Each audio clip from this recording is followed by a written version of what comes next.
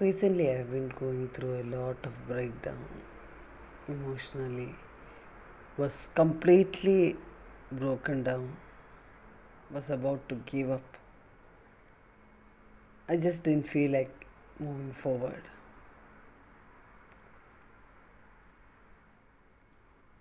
And I sat down at the feet of the Lord and I cried and I said, I can't go on forward. This is too much for me to move on. And I kept quiet because I didn't want to talk to God anymore. I was shattered. I felt like that mirror piece that was broken into pieces that can never be put together back.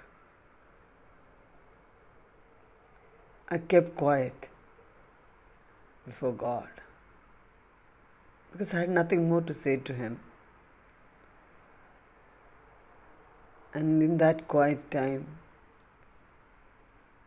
God just showed me back a scene of my life.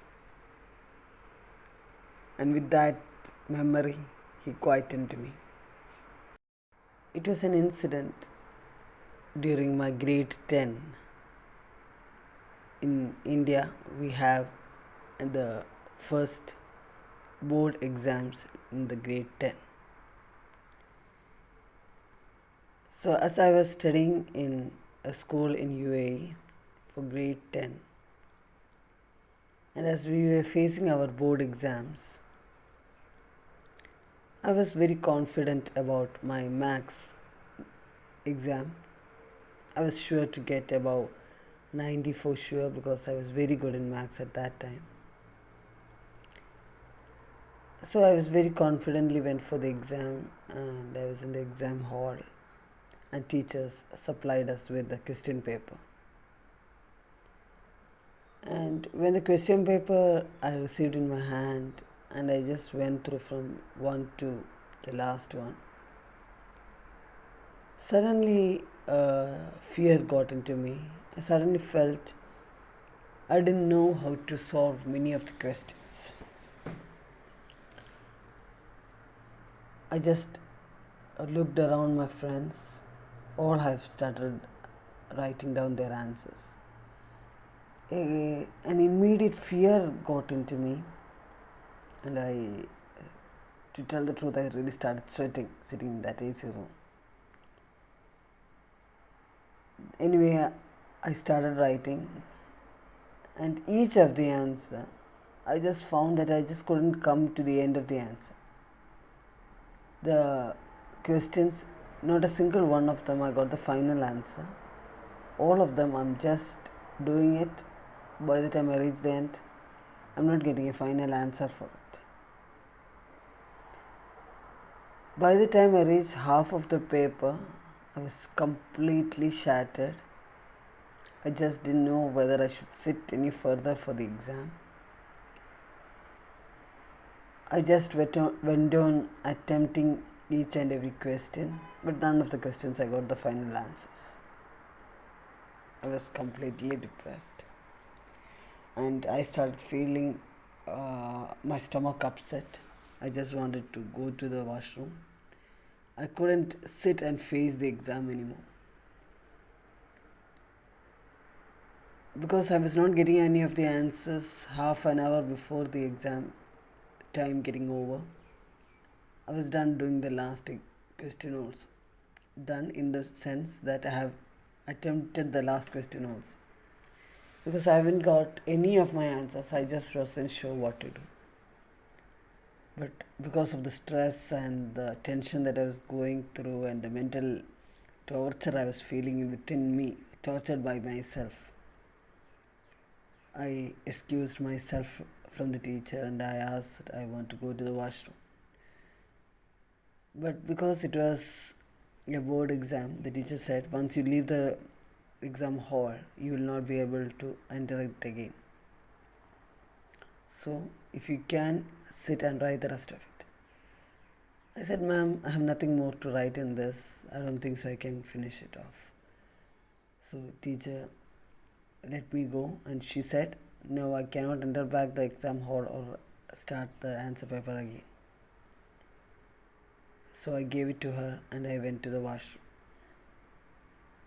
So I had more of 5 minutes more left for the exam time to get over. I thought, let it be. And I went to the washroom, and when I came back, I was standing out of the exam hall. When I looked into the hall, everyone was busy writing, and I was sad. It's only me who couldn't attend it. It was because of my overconfidence, and I was sad because because all my friends were writing and I was not able to write. I waited 5 minutes. The students didn't come out of the hall. Again, 5 minutes. Like that, I almost stood there for half an hour with none of my friends coming out of the hall. I was confused what was wrong. I thought, how come they got more time? Total, I stood out of the exam hall for half an hour. I was confused, why was it? And when all the students came out of the exam hall, I asked my friends how the paper was and how did they feel it was. So they all said it was tough. Even the genius of our class, even she said it was a tough exam. What had happened was the syllabus of our maths exam had been changed for the year, and it was not informed in our school in the right time, and the teachers had taught us the old syllabus.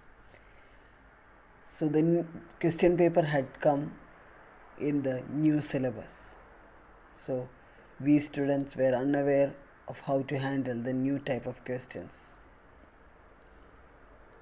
And because the teachers and the management knew that we children, not only from our school but all the schools in UAE, had faced this situation, all the schools had decided to give 30 minutes extra for the students.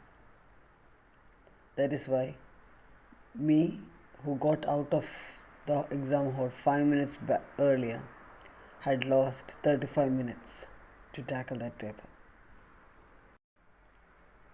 Last week, when I sat to, not exactly to talk to God, but to get angry with God, I sat there. God just showed me this scene. In that exam hall, if I had stood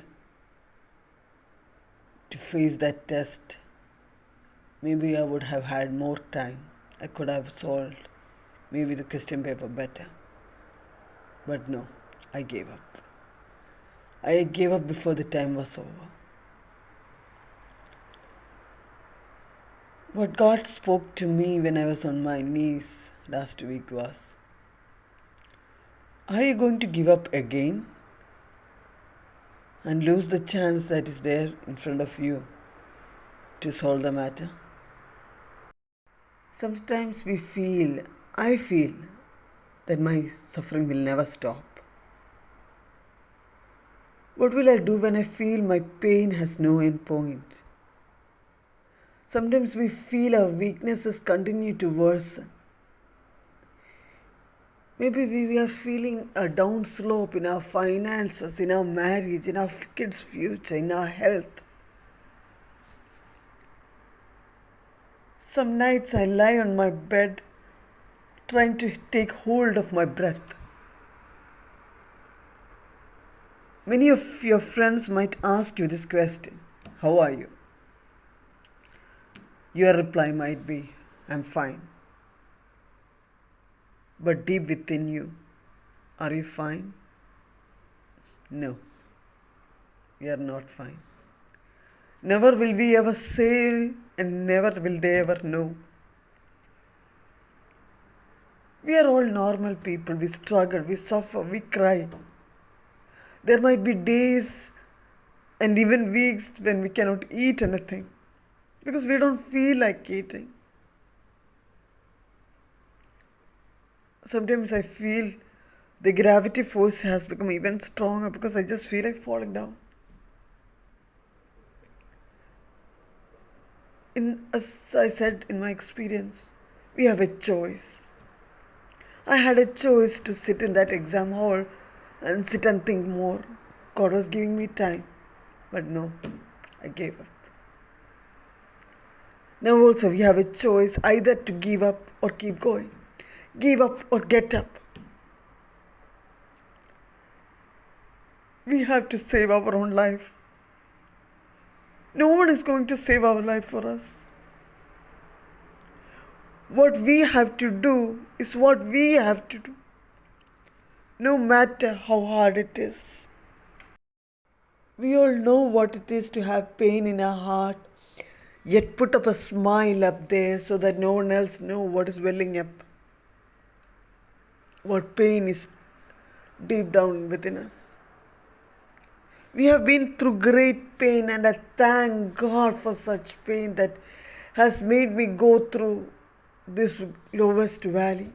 Yes, I have gone through the lowest valley, but because walking through these valleys has given me the sight of the greatest peaks. Some nights I've gone through the pitch darkness, but that has taught me the importance of light. I just want to encourage you, brothers and sisters.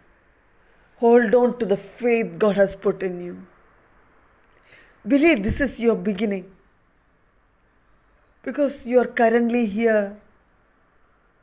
Know that this is just a page or a chapter in your life. There is still time.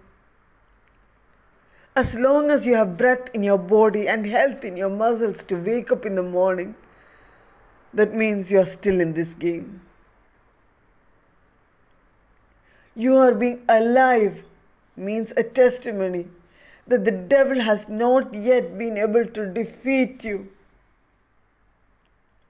You might be in the darkest moment of your life, but don't give up. Don't quit. You might be in the middle of a great storm, but know you are in between two miracles. Our God Almighty is creating a new story of triumph. You are going through this storm because you have everything to go through this storm. Just don't leave your hand off from God so that the storm will take anything away from you. These terrible events in your life that has caused a trauma, let us make it into a new part of your new story. Don't give up. You have time in front of you. Let us get busy living for God. Do not give up. Hold on. I'm not telling it to you. I'm telling it to myself too. Hold on. Because end of it, you will see yourself stronger. You will encourage others to be strong.